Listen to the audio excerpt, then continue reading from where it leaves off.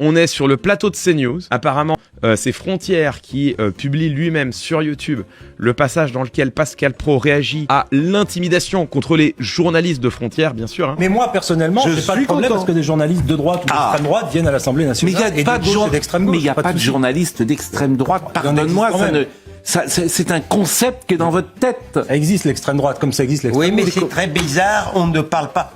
L'extrême gauche existe, mais je pense que l'extrême droite, je suis pas sûr que ça existe.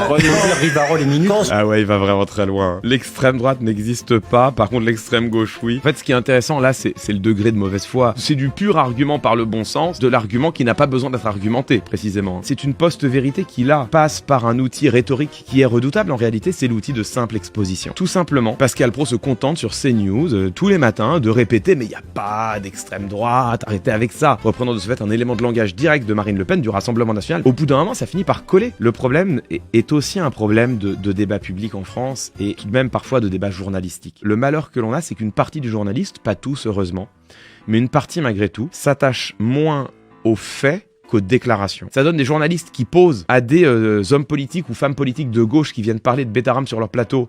Mais n'êtes-vous pas en train d'instrumentaliser cette affaire? Quand vous dites que Bayrou a menti, n'êtes-vous pas en train d'exagérer? Ça, c'est les questions qu'il et elle posent, qui correspondent exactement aux éléments de langage utilisés par François Bayrou et le gouvernement. Alors même que dans le même temps, les faits sont là, ils sont vérifiables et tu peux vérifier, documenter, argumenter de manière absolument implacable que oui, factuellement, il a menti. Et il en va de même pour cette question de extrême gauche, extrême droite, et c'est là où tout est le problème, c'est que l'effet de simple présentation, quand je vous dis qu'il colle, il finit par coller sur les journalistes eux-mêmes, et vous avez toute une partie des journalistes qui aujourd'hui, au lieu d'aller voir les travaux de sciences politiques, les travaux d'historiens, au lieu d'inviter sur leur plateau des experts reconnus, qui pourraient venir leur expliquer ce qu'est l'extrême droite et pourquoi est-ce que la science politique considère unanimement que le Rassemblement National en fait partie, ce qu'est l'extrême gauche et pourquoi la science politique considère unanimement que LFI n'en fait pas partie, au lieu d'aller voir les faits, d'aller voir les analyses, de se centrer sur les experts qui ont travaillé sur cette question, une partie des journalistes finissent par se laisser gagner par le discours du Rassemblement National lui-même. Cette idée aujourd'hui, elle s'est répandue dans une grande partie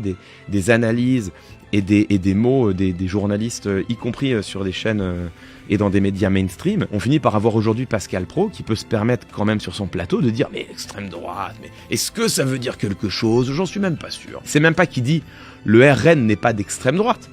Là maintenant il en est à te dire « mais il n'y a pas d'extrême droite ». C'est le bout du bout de la fenêtre d'Overton.